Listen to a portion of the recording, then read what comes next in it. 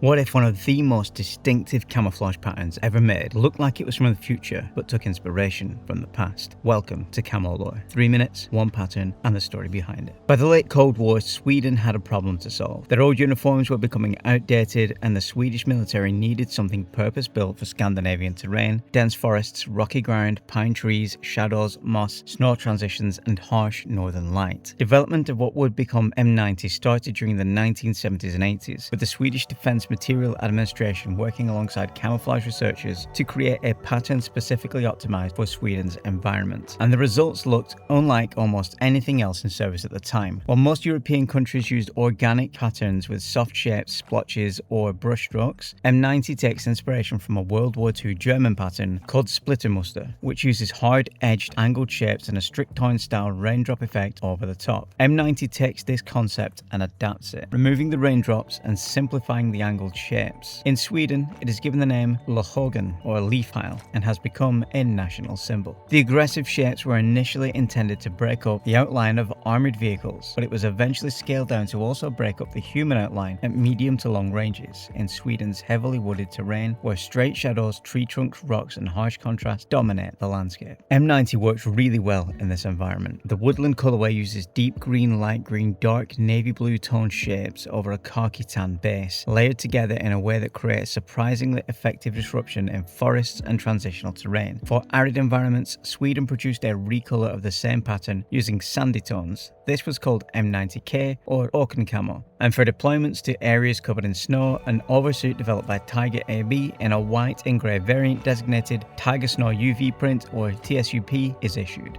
In 2020, the pattern was altered slightly and now incorporates 3 crowns or tre kronor, a national symbol hidden in the design. The reason behind this was the original pattern was issued without seeking copyright. As a result, countless commercial copies and inspired variants started appearing worldwide. The reissue of the pattern allowed the Swedish government to differentiate between legitimate issued garments and third-party copies. In 2024, the pattern was altered again by scaling it down further for the Markstred's Uniform 24 or MSU 24 system.